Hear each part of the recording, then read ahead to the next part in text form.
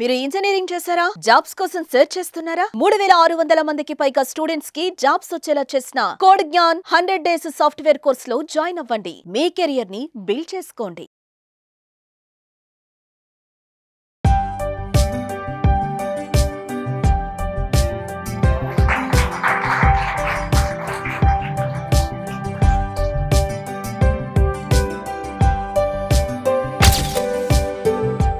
అందరికీ హాయ్, నా పేరు రేష్మ. నేను రీసెంట్గా మార్గన్ స్టాన్లే టాప్ మోస్ట్ ఎంఎన్సీలో ప్లేస్ అయ్యా, మార్గన్ స్టాన్లే. అండ్ నాకు కోడ్ జ్ఞాన్ ఎట్లా సపోర్ట్ చేసింది అంటే, లైక్ నాకు కాలేజ్లో M3 అనే కంపెనీ వచ్చింది. సో ప్రాసెస్ అనేది డిలే అయ్యింది. సో నేను నా ఫ్రెండ్ని అడిగా, లైక్ ఏవైనా కోచింగ్ ఇన్స్టిట్యూట్స్ ఉన్నాయా అంటే, నాకు నా ఫ్రెండ్ కోడ్ జ్ఞాన్ అనేది సజెస్ట్ చేసింది.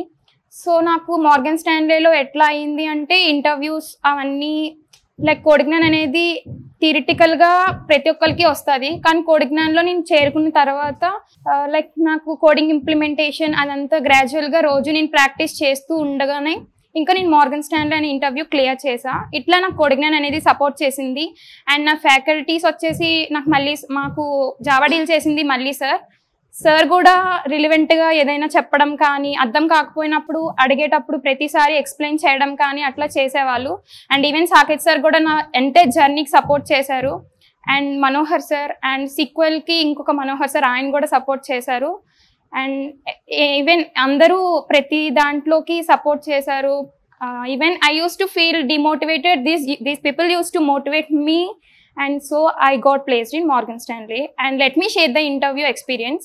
Thing is, like, I got M3 in college itself. నాకు M3 కాలేజ్లో వచ్చింది. అండ్ యాప్టిట్యూడ్ ఫస్ట్ రౌండ్ వచ్చేసరికి యాప్టిట్యూడ్, అండ్ సెకండ్ రౌండ్ వచ్చేసరికి group discussion that went for 45 minutes. And next నాకు హెచ్ఆర్ మెయిల్ వచ్చింది. HR mail వచ్చిన తర్వాత నేను నా హెచ్ఆర్కి లైక్ మెయిల్ చేసా, నాకు హెచ్ఆర్ మెయిల్ ఇట్లా వచ్చింది, టీఆర్ కండక్ట్ చేయకుండా అంటే ఆమె నన్ను సీజ్ చేసేసింది. You are not eligible for M3 అని చెప్పారు. And thing was like I got Feb 7th నాకు మళ్ళీ టీఆర్ ఇంటర్వ్యూ అనేది కండక్ట్ చేశారు. టీఆర్ ఇంటర్వ్యూలో నాకు ఇంటర్వ్యూ క్వశ్చన్స్ వచ్చేసరికి bubble sort and quick sort questions on based on Python and Java both as well. తర్వాత నేను ఇంటర్వ్యూ క్లియర్ చేసా. నెక్స్ట్ 8 weeks నాకు ట్రైనింగ్ ఇచ్చారు.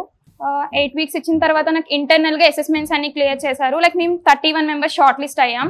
అండ్ దాంట్లో 23 members ఇంటర్నల్గా మొత్తం అన్ని అసెస్మెంట్స్ అన్ని క్లియర్ చేసాము. క్లియర్ చేసిన తర్వాత నాకు రీసెంట్గా 4th అయ్యింది నాకు మొత్తం training. And I got 6th నాకు 2:30 కాల్ చేసి 3కి ఇంటర్వ్యూ అని చెప్పారు. అండ్ 3కి ఇంటర్వ్యూ అయింది. Next day I got results that I was selected in Morgan Stanley. That was the top most company in MNC.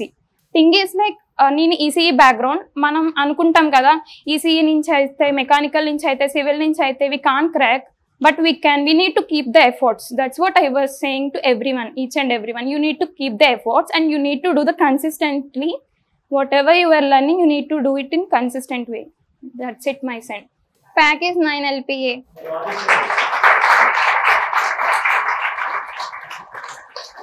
అది మీకు అంత పెద్ద ప్యాకేజ్ వచ్చింది కదా, అసలు మీకు అంటే ఆ కంపెనీకి అప్లై చేయడానికి వెబ్సైట్ కానీ అలా ఏమన్నా?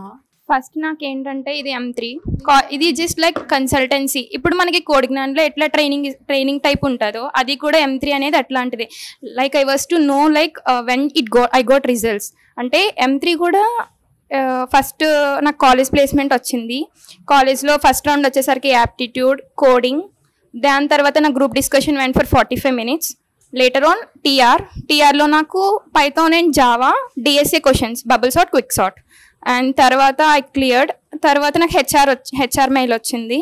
హెచ్ఆర్ మెయిల్ అయిన తర్వాత చెప్పాను కదా ట్రైనింగ్ 8 weeks తీసుకున్నాము. 8 weeks అయిన తర్వాత దాంట్లో షార్ట్ లిస్ట్ టాప్ ఎవరైతే ఉన్నారో 31లో ఇంకా 23 షార్ట్ లిస్ట్ అయ్యాం.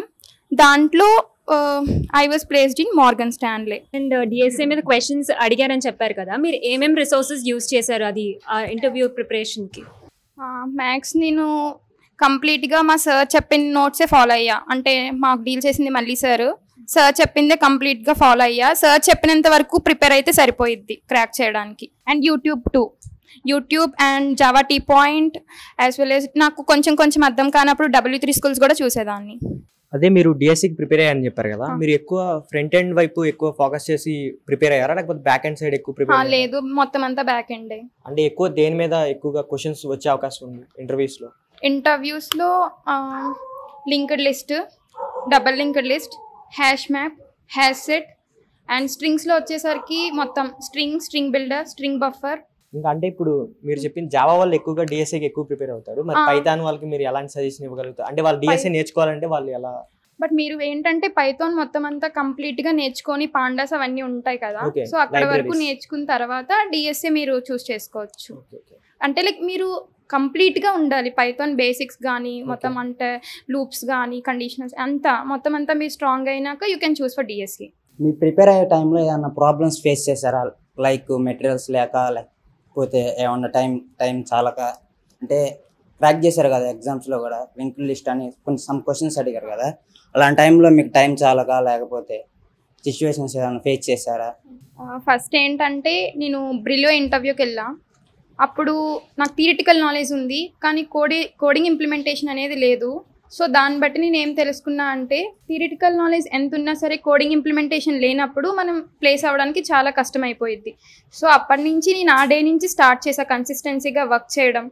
అండ్ ఈవెన్ సర్స్ అనే వాళ్ళ క్లాస్లో చెప్పిన తర్వాత నేను నా సెల్ఫ్గా ప్రిపేర్ అయ్యేదాన్ని. ట్రైనింగ్ అంటే రూమ్లో ఉంటాం కదా ప్రిపరేషన్కి, అట్లా నేను ఓన్గా కూర్చొని మళ్ళీ సార్ చెప్పిన కాన్సెప్ట్స్ అన్ని నేను నాకు రివైజ్ చేసుకొని అట్లా సెల్ఫ్ లెర్నింగ్ చేసుకున్నాను.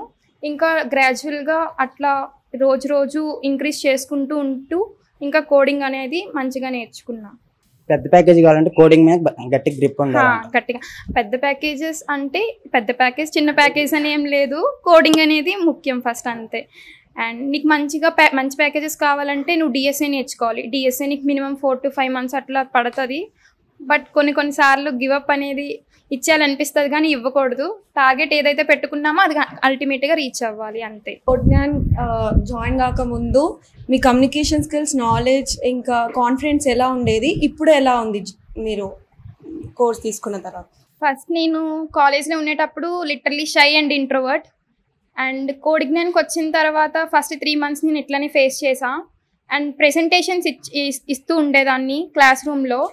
సో అప్పటి నుంచి నాకు కొంచెం అంటే షై అనేది కొంచెం గ్రాడ్యువల్గా డిక్రీజ్ అయ్యింది.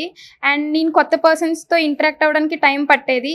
బట్ కోడ్జ్ఞాన్కి వచ్చిన తర్వాత ప్రెజెంటేషన్స్ ఇచ్చిన తర్వాత అండ్ ఏదైనా నాకు వర్క్ అనేది అర్థం కాకపోయినప్పుడు వేరే వాళ్ళతో కమ్యూనికేట్ అయ్యేదాన్ని. సో అట్లా నా కమ్యూనికేషన్ స్కిల్స్ అనేది పెంచుకున్నా.